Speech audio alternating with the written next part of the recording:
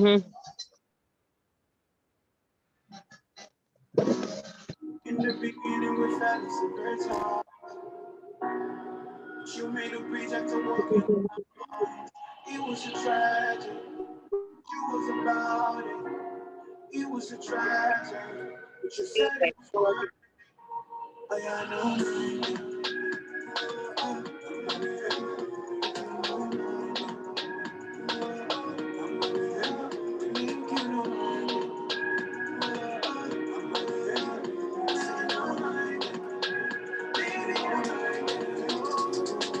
Come closer, come closer. You know why. Oh, I've been waiting. I hope you hear me. My arms are open wide. Please embrace me. Please embrace me. I'm in position for you. My love is always in motion for you. I lay my life down for you. I'll be the one you can always run to. Cause every time, when you call, I'm on the line, yeah, yeah. Cause I'll be a defender when you call, I will answer, my child. In the beginning, we felt super times. But you made a bridge after walking on my mind. It was a tragedy, but you was about it. It was a tragedy, but you said it was worth it. But I know.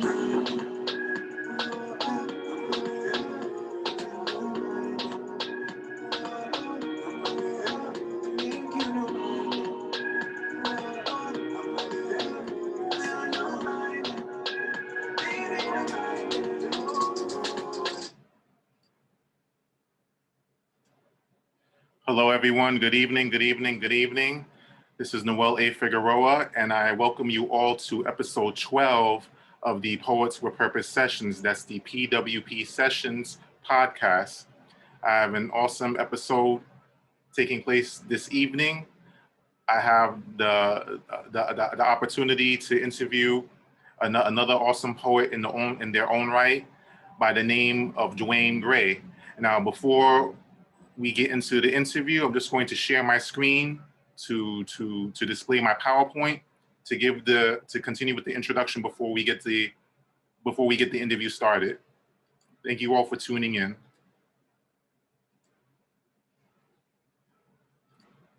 Okay, so as I've mentioned, this is episode 12 featuring poet and author Dwayne Gray. Now, for those of you that are not familiar, the PWP Sessions, or the Poets with Purpose Sessions podcast, is a podcast where I have interviews with new or established authors of poetry and feature a performance of their work along with an audience Q&A session. I am the host, Noel A. Figueroa. I am a poet, author, blogger, workshop facilitator, and event host. I am the creator of the PWP Sessions.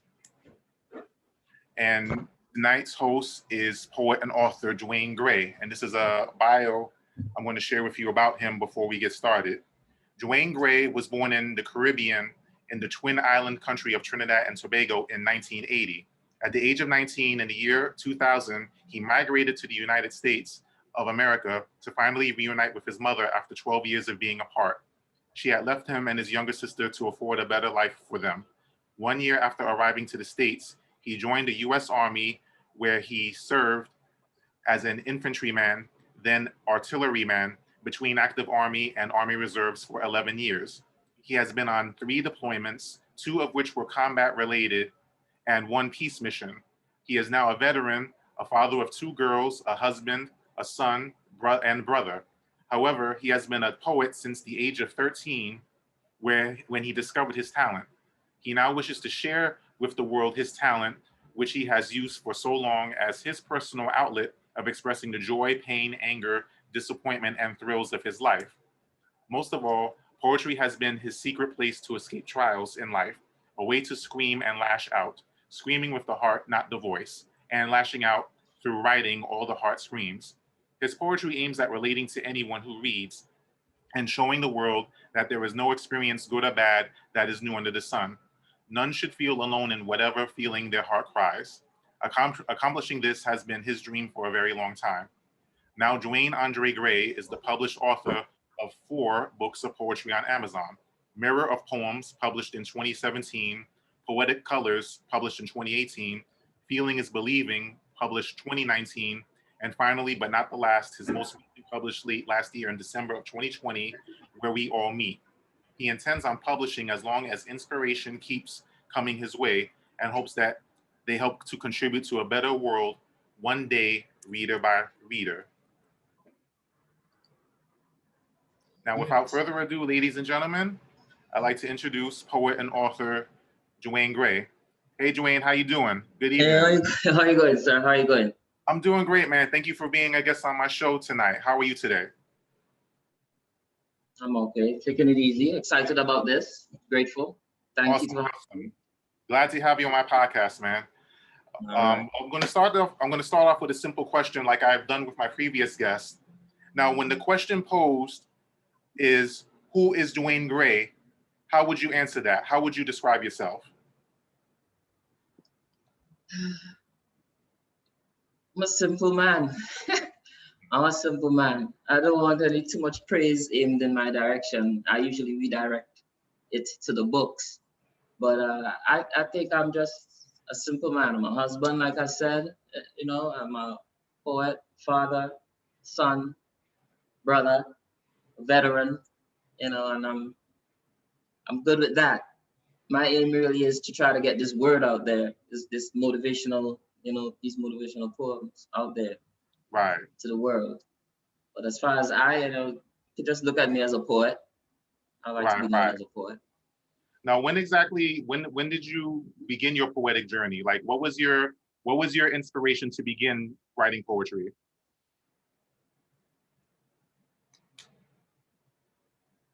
There's actually a story behind it, man. A little story. I'm gonna try to summarize it real quick. All right. Sure. So I was at the age of 13. I began high school. The schooling system is a little different here, and I went to Trinidad school in Trinidad and Tobago. So I started high school at 13, and I went into what we call first form. And there was an older chick about to graduate high school, that I was sweet on, you know what I'm saying? Mm-hmm. And I used to follow her around and try to catch her eyes, catch her attention. Right. I knew I never stood a chance because of the age gap there. It would just be ridiculous. But, right. I just tried to catch her attention every time. And she would entertain me, wave at me, pinch my cheeks every now and then, stuff like that. Right.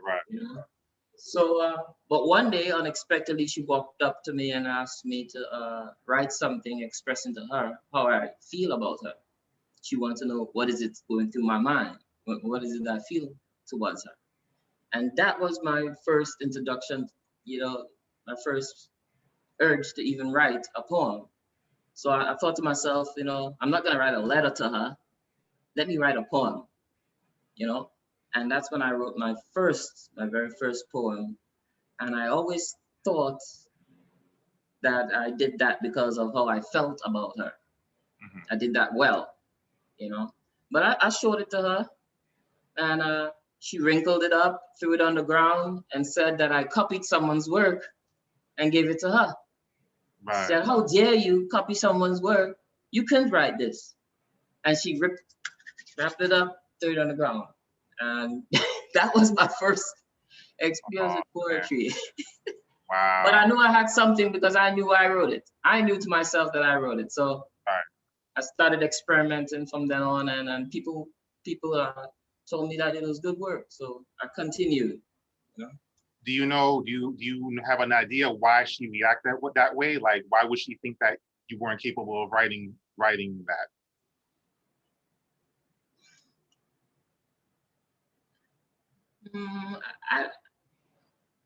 Maybe it sounded too mature for her, I guess. Maybe she thought a kid shouldn't be writing on that level. Right. What do you know about love? What do you know about, what I mean?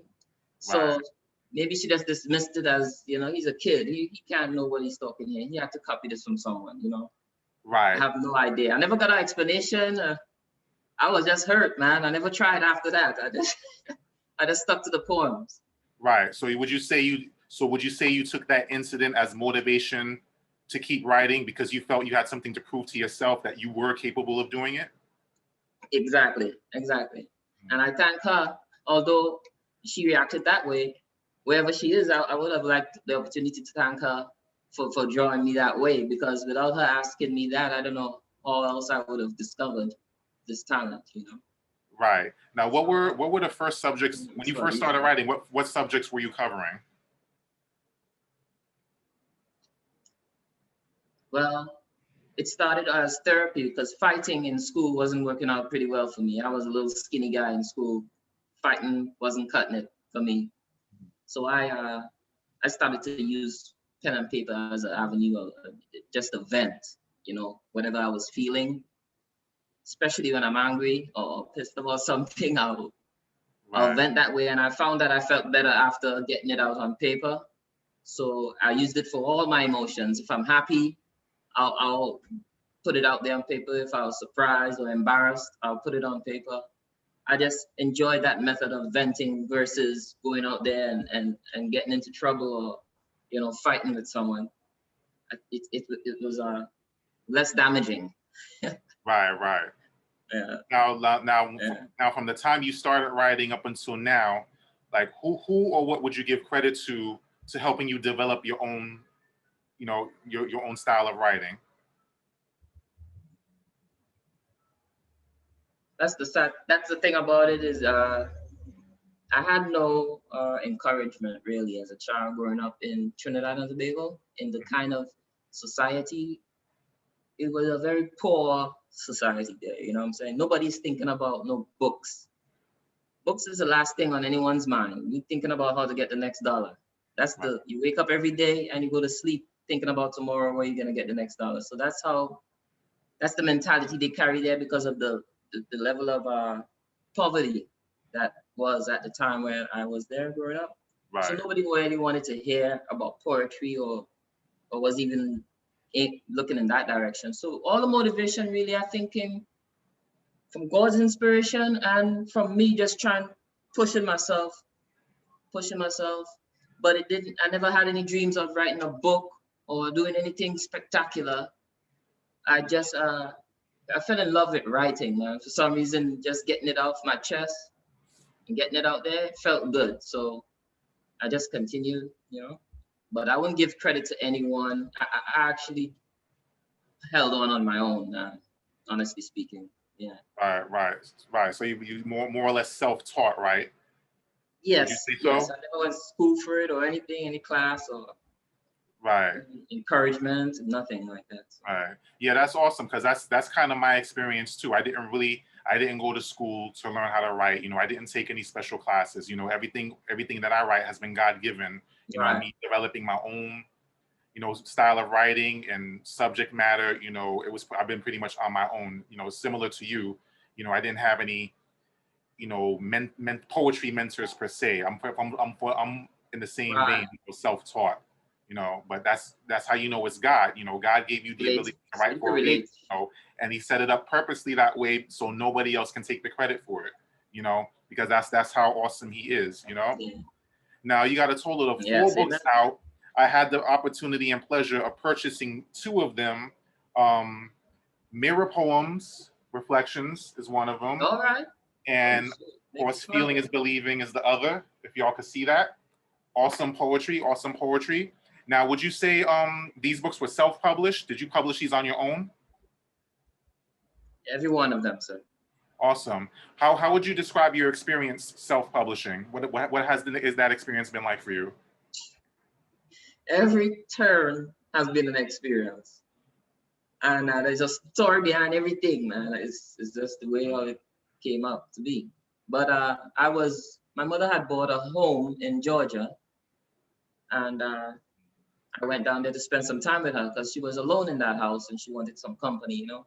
Right. So I went down there with my family. We spent some time with her down there. And while there, I was writing another poem. I was working on that first book actually. No, I was writing a poem from that first book. And uh, one of my mother's friends came out of prison, you know, and he visited us and he spotted me writing. And he came and asked me what I was doing and whatnot. I started to get curious about what I'm doing in the corner there. Right. So I told him, man, I write poetry, man. This is, this is what I do. You know, every now and then I'll sit and write a poem whenever it comes to me. And he's like, oh, that's great, man. So you're gonna publish, right? And I was published. I don't I look like I have book money, man. I was like, Right. look at me. I don't have no book money. I got to pay editor and all that. Yeah. I can't afford that. I'm just writing to write, man. This is just my thing, you know? Right. And this was in 2017, early 2017. And he was like, are you serious? Because I gave him one to read. And he read it and he was like, this would be a waste of talent to just be sitting on these. You telling me that whole garbage bag is full of poems? I'm like, yeah, I just put them in that bag. They became out of control. I had a garbage bag full of poems, man. Wow. Wow. So he was like, this is all poems? I was like, yeah. He's like, man, you need to make a book. You're cheating yourself. I just came from prison. I wish I had your talent. Like you have it and you're not using it. And those who want it don't have it. So I was like, oh, I took his advice seriously. And he was like, let me show you something. You don't have to spend a dime. Once you know how to read and write, you don't have to spend a dime. And he flipped open my laptop and he put me onto CreateSpace. I never knew about CreateSpace. Back then, CreateSpace is no more now. We Right. merged it with KDP. Right. So that's when I got introduced to CreateSpace. But he didn't know much about the maneuvering of it because he never had experience with it. He just knew about the site. Right. So he introduced me to it and I had to figure it out myself. And it took about a month for me to really get versed with it, where is where. Right. And then I decided to, upload my book and give it a shot. See, so I designed the cover myself. Like the first one you had there, I designed the cover myself. I took this picture in Trinidad and Tobago when I went home on vacation. Right. So I decided to use it. And the reason I put myself in front, it serves as an introduction to me since it's my first book.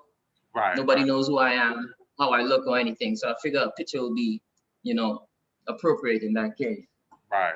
And that's my first, that's how I got introduced to actually publishing independently. Right. Yeah. That's what's up, man. That's a cool cover. Yeah. And it's an awesome first book. Like what was the reception to it when you first, how did you feel when you got that book in your hand, when it was finally finished? You got that shipment, you opened up the box. What was that feeling like for you? Oh my goodness. I ordered the proof copy, right? And my mom didn't know that I published yet. I did it quietly in the house there. I told her friend not to mention it to her, because I wanted to surprise her. And the proof copy came. I showed her. She was thrilled about it. But I don't think anyone was as thrilled as myself. I was really glad. Every day I would look at it and I wouldn't believe that I did this, that this is my book, So I was really proud of it. This was one of the biggest of the few accomplishments I've had throughout my life. This one was a pretty big one for me, and it showed me that, I need to look into things before assuming, because what held me back was just assuming that a book will cost too much. Just assuming. I didn't even try before assuming that. It just seemed like, books cost money, making a book must cost money. Right. So I never tried. So that changed in me. I was really glad about that. And I was excited about the book period, man. I just wanted to do another and another and another. Right. Yeah. Yeah, that's what's up. Do you what authors would you say inspired you? Like what poets grab your attention?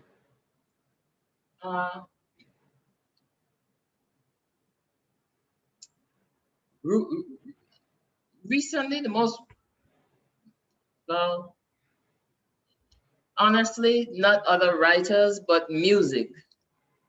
Strangely, because as you know, music and poetry is closely related. Right.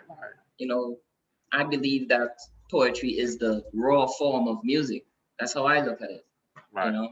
So I listen to a lot of music, and from an early age, I always liked to rhyme and play the rhyming game. That was one of my favorite games, you know. So as far as uh, reading anybody's work, not really. You know, I read one or two when I was younger. Can't remember the author, but I remember their poem. But I can't really remember the author. I Right, remember the poems really, and but mostly music, I'll say. right. And I went to church a lot. I went to church. I was a Seventh-day Adventist coming up, Mhm. so the hymns that they sang in the church were really poems. I Right, noticed that they put a right. little beat to. True, true. So, you know, I noticed it in everything after a while. And I think that was kind of a motivation, really, but not really reading anyone else's work much. Right. Right, and there's nothing wrong with that because we all get inspired differently. Some from other people, and like you said, we can get inspired from music too. It's tons of possibilities to draw inspiration from. So there's nothing wrong with that. And Yes, and yes, and that yes. being the case, like what as far as music, like is there a particular style of music or artist that you say inspires you? I listen, I like, I know that it might sound weird. I like Jill Scott, Hmm. Erica Badu.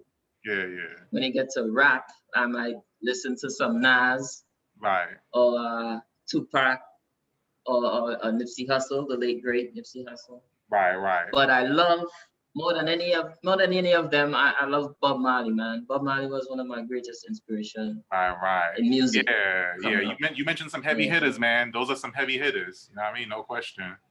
Oh yeah, That's yeah. what's up. That's what's up. Are there any subjects that you gravitate to more than others when you're writing, or do you feel like you have a balance of subjects? Honest, you see, that's the thing. I doesn't need. I don't think I'm part of that. I don't think I'm part of that uh, decision really. Mhm. Honestly, I don't think I'm part of that decision because as it comes to me, I'll write. You know, Right, I'll give you an example. One, I was walking on the street one day and I saw these guys. I'm in my raincoat. I had an actual raincoat. I was younger. I had a raincoat. This is about 5 years ago, and I saw two gentlemen, approaching each other in the rain, and it appeared that they knew each other.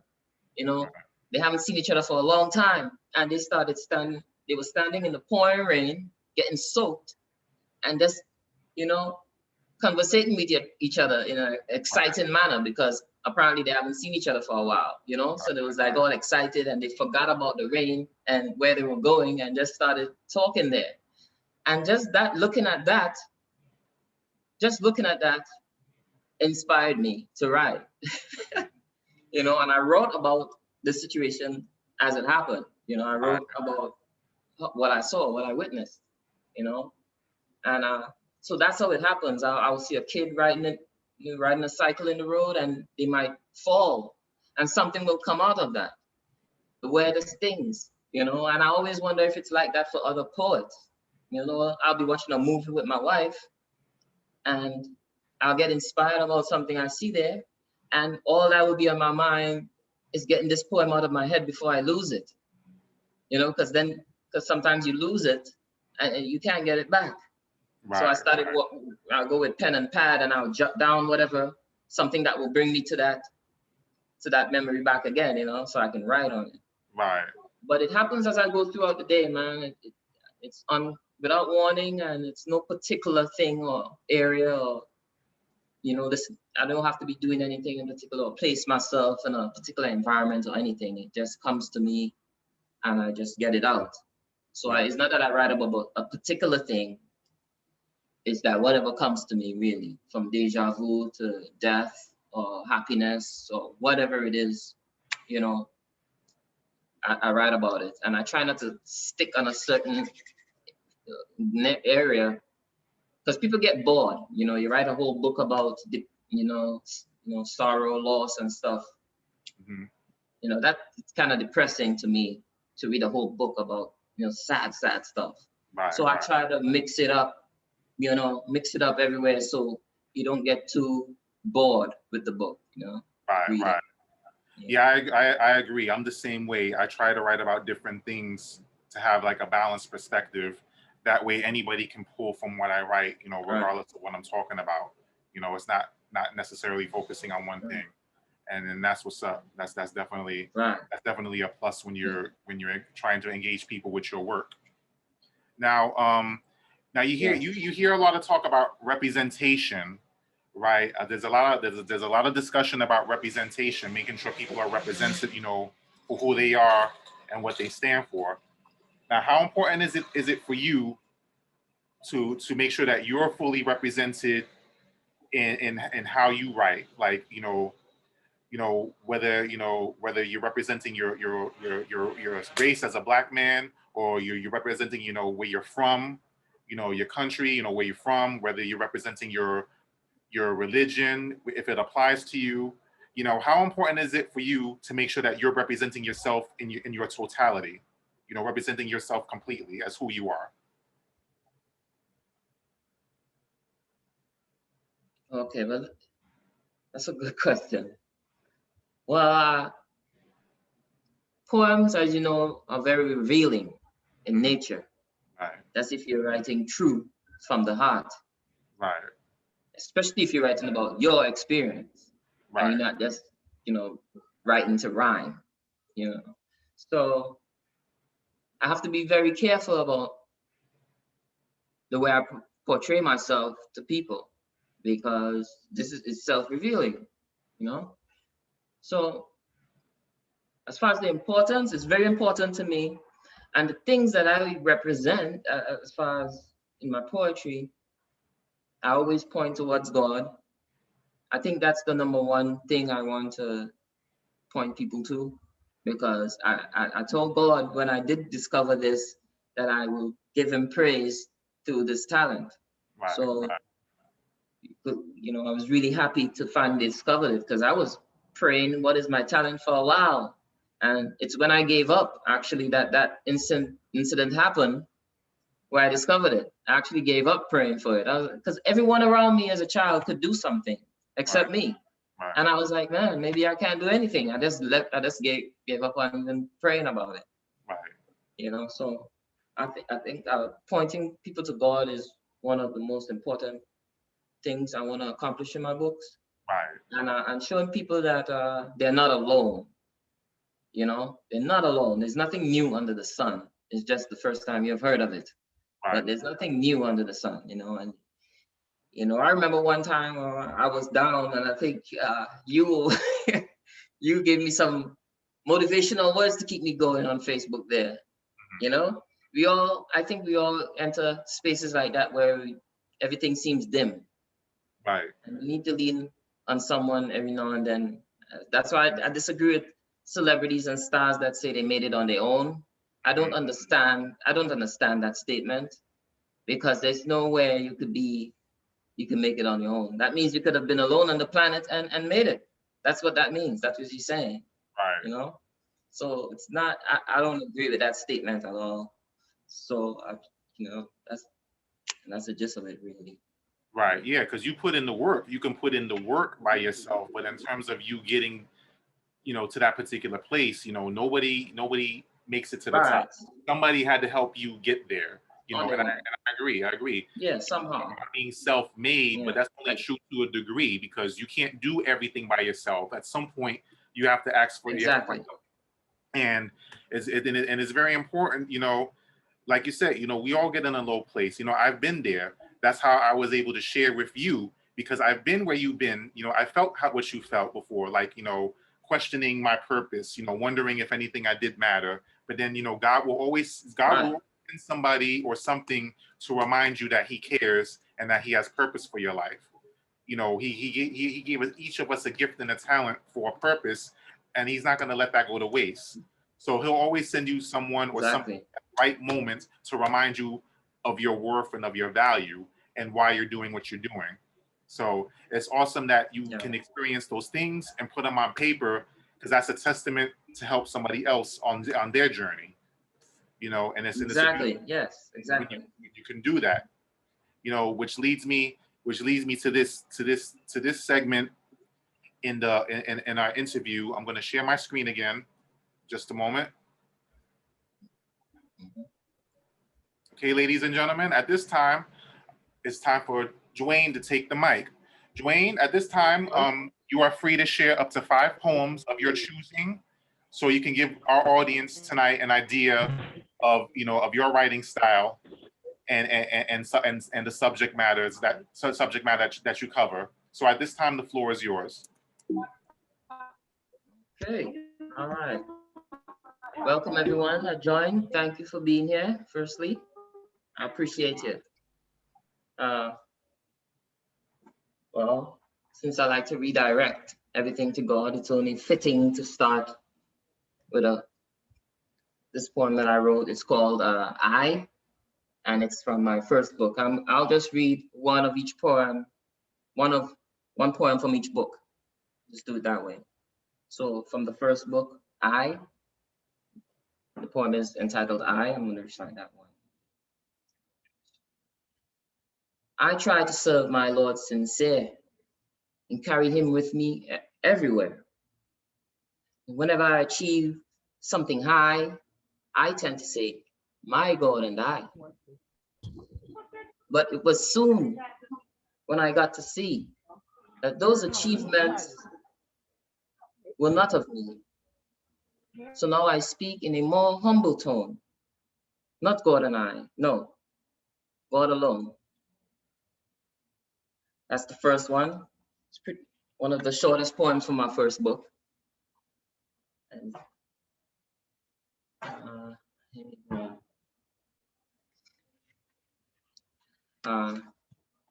First book, Mirror Poem, for those who haven't seen it yet. And my second book, Poetic Colors. This is one of the 2 covers that I have. I'm gonna read this one. I meant that. Talk about Uh, let's call it. I'm gonna read the one entitled Success.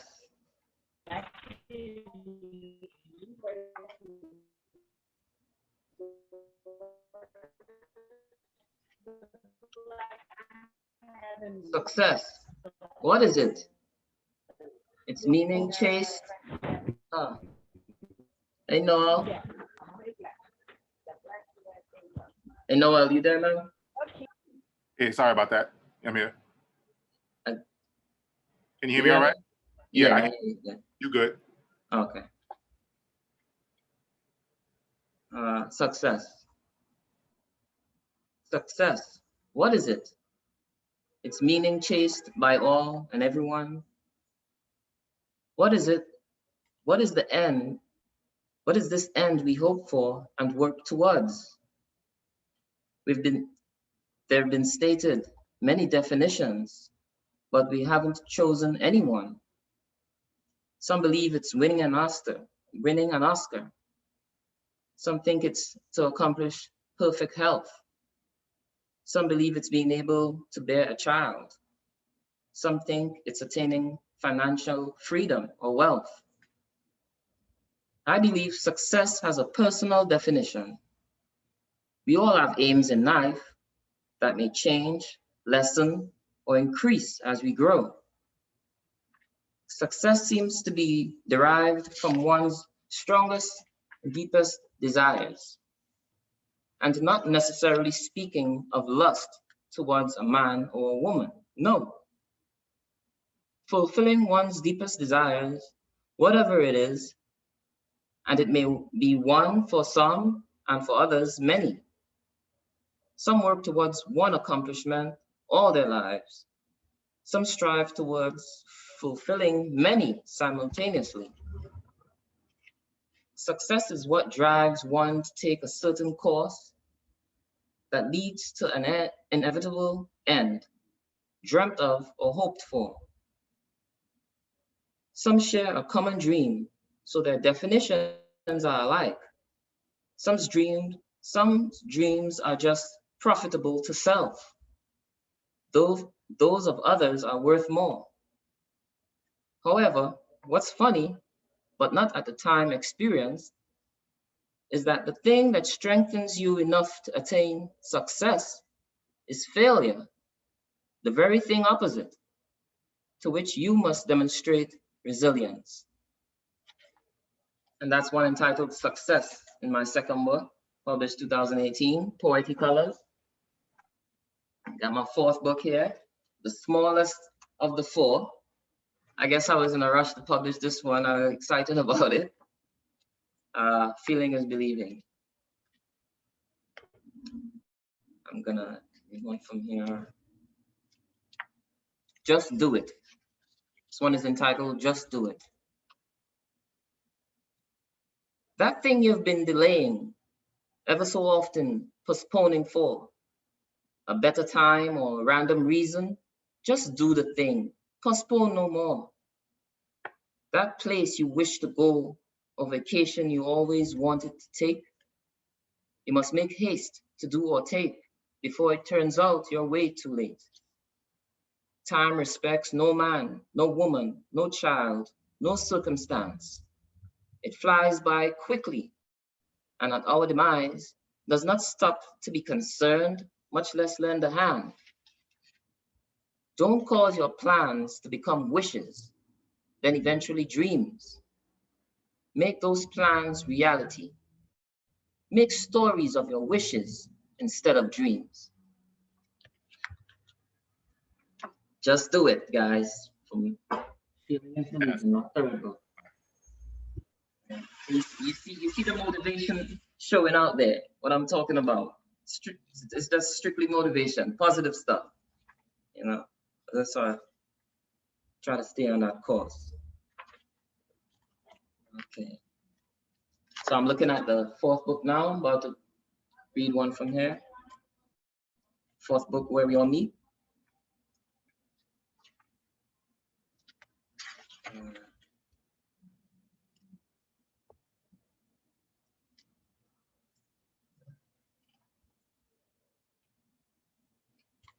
Place of Peace.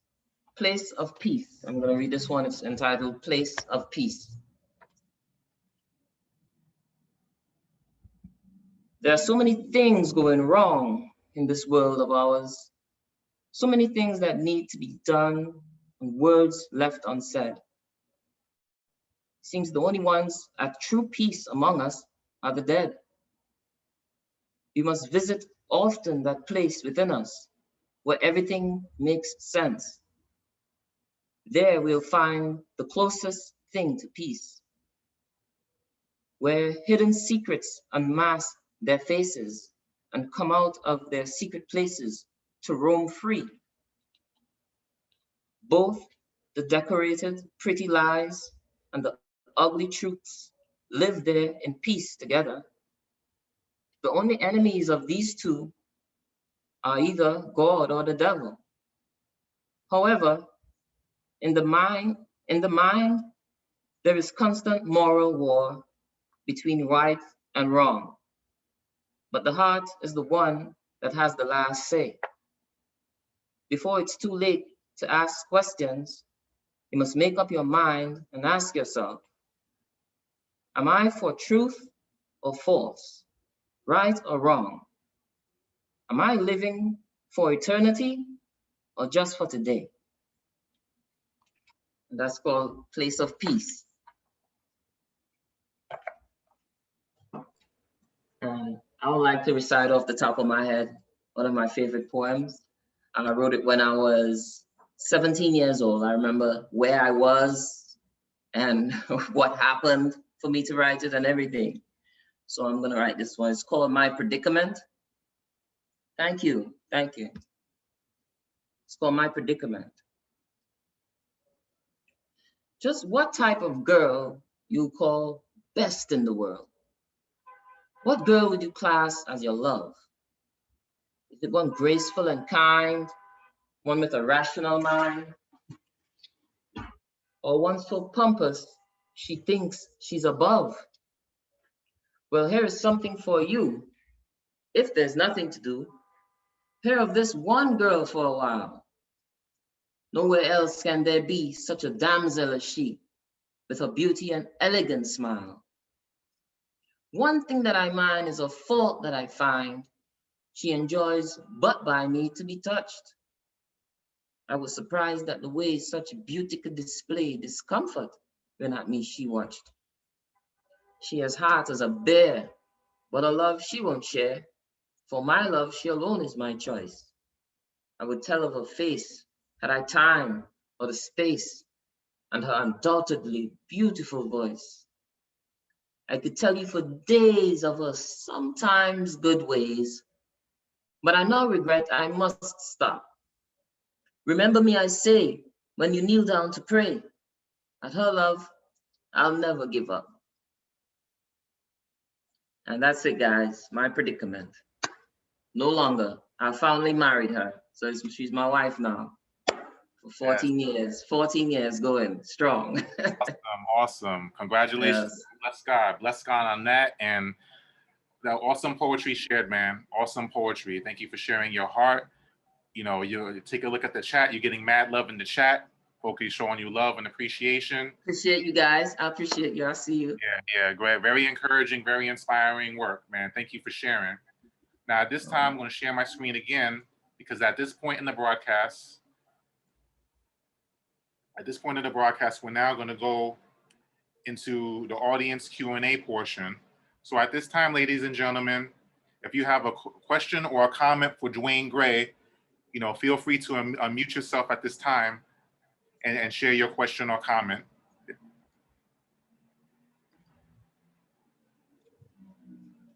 More yours, guys. All yours. Oh, hi, good evening, Dwayne. Hey, Ezzy, that's it. Hi, honey. I Hi. just wanted to find out if you're ever going to branch off into a novel, or if you're just going to stay focused on on poems. I've thought of it. I've thought of it, but I'm more on the side of expression. So I think poetry is more appropriate for me. But I've thought about it, and when I was young, I used to write a lot of short stories because in the school that I attended, they encouraged that. So I see the potential of being able to do that because I have that with me. But I tend to entertain poetry a lot more. So, but I think that could happen. I wouldn't put it past me. I might be off into that in the future.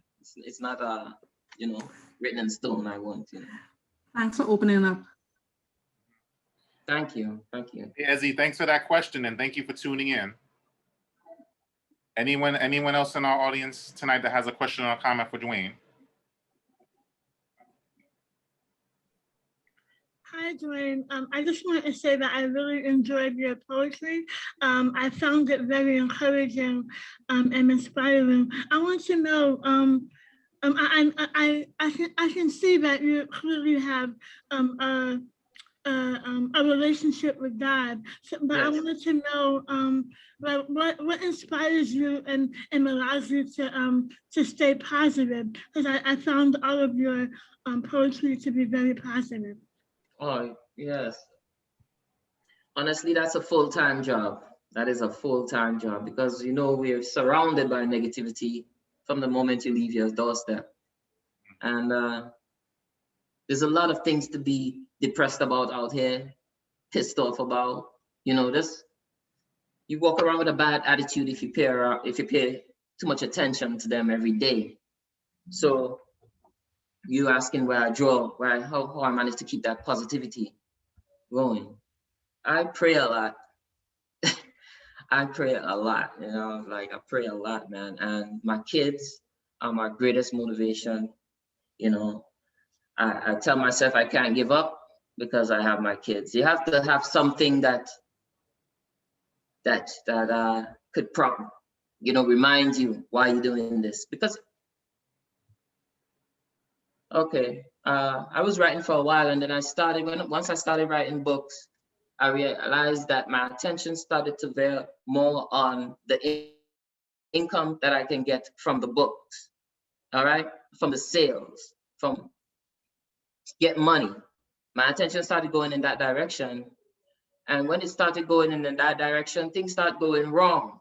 Like everything started going wrong, even to the point where I wasn't even being inspired anymore.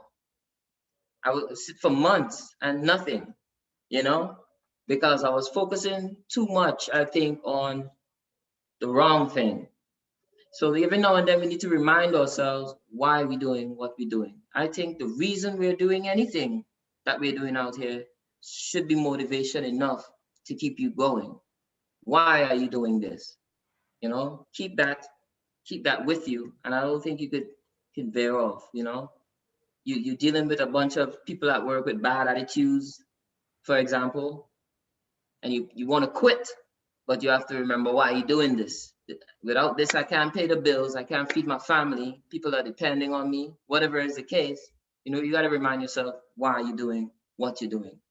And if the reason is not enough to keep you there or keep you going, I don't think it's worth it. You know? So that's what I do. I ask myself every moment why I'm doing this. Thank you so much for your response, and God bless you.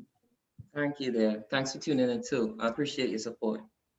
Yeah, that was a great question. Thank you, Katsusia, for that question, and thank you for tuning into the podcast tonight. That was awesome. And you're right. And you're right. We have to examine our motivation as to why we do what we do, because that determines the quality of our work. If our motivations are superficial, then our work is going to be superficial.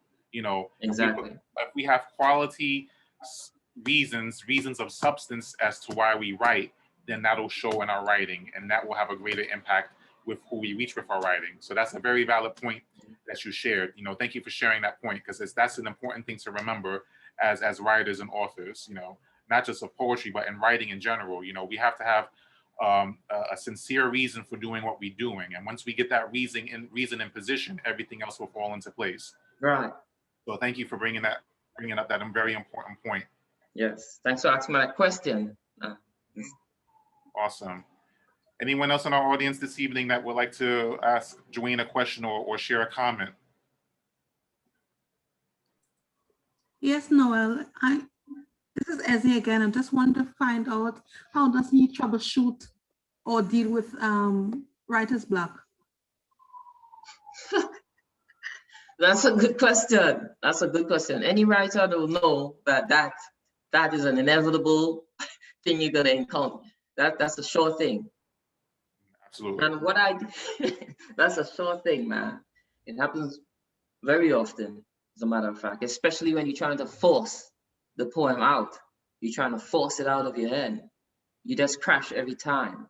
You have to let it come when it comes. And how I deal with it, the last time it happened recently, as a matter of fact. And how I dealt with it, I actually end up writing about it. I was like, what is this that's happening?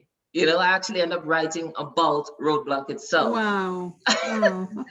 I wrote about 2 poems about roadblocks, because I decided I'll not let this roadblock defeat me. Right. So I decided to stare him in his face and write about what he's doing.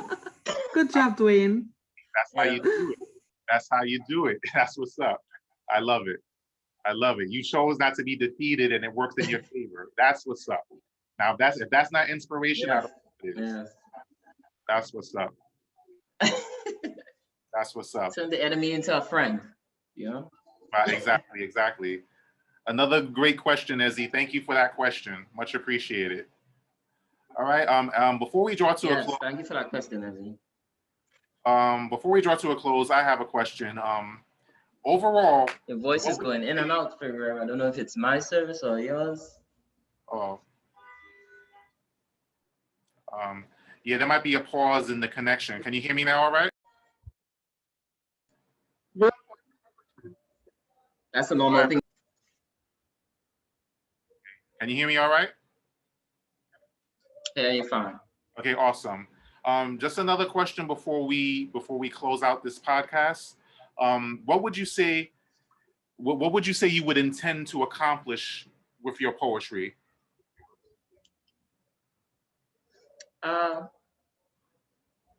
I think if you, with anybody, if you put positive, negative or positive in their faces long enough, it will condition how that person thinks.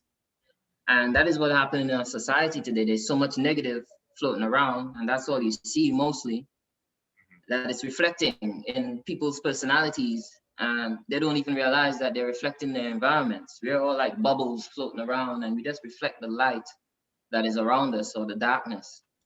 And we're just reflecting that, I see. And I think the more of this positivity that I can get out there, it will influence, in some measure, the thinking of people out there, that encounter them. And the reason I write every single poem, I make sure it's positive, that I put out there, because I never know which one they're gonna see. They might only see one poem of me their whole lives. And I wanna make sure that it is positive, People may not remember you or how you look. They might not even remember your name. But what people remember about you, the lasting thing, is how you make them feel, how they felt when they were around you, or how they felt when dealing with you in whatever manner, whether it be reading a book or in person, or music, whatever it is that you're dealing with. How did you make them feel? And if I write a whole book of negative or depressing stuff, and that happens to be the book that you get, every time you hear Dwayne Gray has a book, you're gonna get depressed. You're gonna expect sorrow. You're gonna expect something down. That, not to knock anyone that writes that stuff, because people need to see that someone relates to them in their pain. Right. It's just that I wouldn't write a whole book of that stuff. I would mix it up, but I would try to make sure it's positive, so that whoever reads it, hopefully they'll take something from it and can reflect that positivity in the world around them. Right. Absolutely. Ezzy, did you have another question for Dwayne? Yes, thanks, Noel. I just want to find out from you, Dwayne, Mm-hmm. how do you feel about incorporating your mother tongue in your work? Or do you ever incorporate your dialect from Tobago, from the Caribbean, in your work? So you're talking about writing with the accent? Yes, the Caribbean, that Caribbean drive, that thing. Right. That how I would just talk from back home. Have you ever done that, or would you incorporate it? I thought about that. I actually thought about writing a whole book like that. But I remember when I first came to this country and I was talking to people, a common question I would hear is, what? What? What you say? So I realized if I write like that, many people will be asking that question. Yes. And I don't want there to be a question when they read I want them to be totally clear on what they're reading. I feel you. So that's the only thing, but it's very encouraging. It's very I'm really tempted, but it's because of that reason. I want people to be able to more than relate, is to be able to understand what they're reading, Yes, I feel you. Thank you. But I get what you're saying, though. I get. Yes. Yeah. I think it can be done. I mean, I don't know personally. I don't know if I might be considered too much work.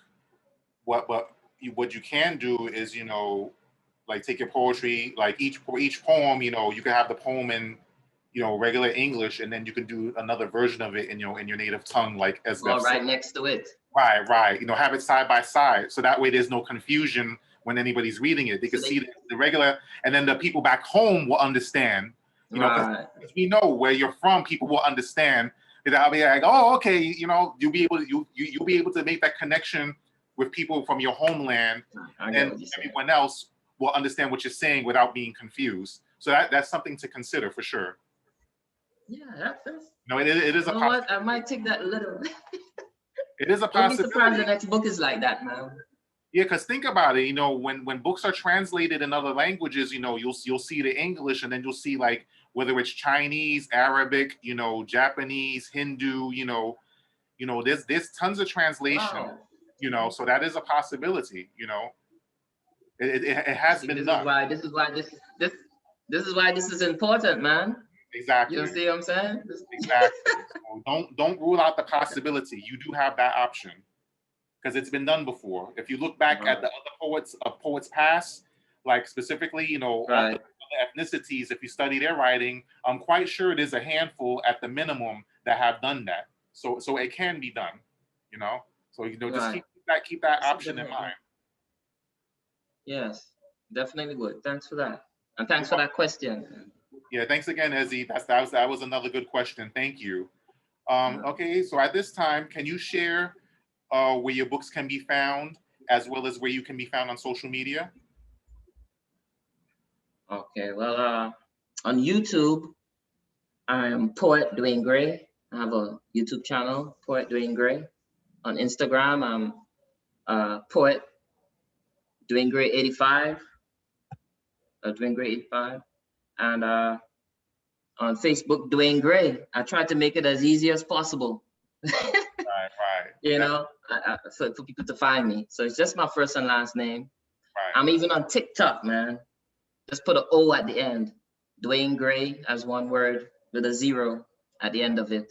I'm on TikTok as well. So I'm on all platforms trying to get this out to the world, Right. And where can your books be purchased? And my book can be purchased in person for those that are lucky to see me, and on Amazon mostly. Amazon.com. Just search Dwayne Gray Poems, and you'll see all 4 books come up on the screen. Right. All right. Excellent. Excellent. So at this time, I just want to take this moment to say thank you. I want to thank my guest, Dwayne Gray, for sharing his poetry and sharing with us his background as to why he writes and how he writes. Very inspirational poetry. Awesome poetry shared tonight. To follow Poets with Purpose and the Poets with Purpose podcast, you can go to the Facebook group Poets with Purpose. You can follow on Twitter @PoetsWPurpose and the YouTube channel Poets with Purpose. Stay tuned for the next episode featuring poet and author Sonia Stuckey. That's going to take place on Tuesday, August 17th, 2021 at 7 p.m. Eastern Standard Time. Now, for more information about this workshop or the podcast, you can call 646-372-6230 or email poetsforpurpose@gmail.com. And all my flyers and logos and things of that nature have been designed by the great team at Eclipse Graphics. You can go to their Instagram page @Eclipse Graphics New York to see samples of their work and to look them up if you're interested in getting work done for yourself. And lastly, for those of you interested in making a donation, you can do so through either PayPal, Cash App, or Zelle. And with that, ladies and gentlemen, this is a wrap on episode 12 of the PWP sessions. Thank you very much, Dwayne Gray. Thank you very much to my audience this evening. This video will be uploaded to the YouTube channel in about in an hour or so. So then you can feel free to share it to your social media platforms. Thank you so much, everyone, for your participation. Thank you, Dwayne. You all have a good night and God bless. Thank you, guys. Thank you. All right, take care. You too. Thank One you. love. One love. Peace, man.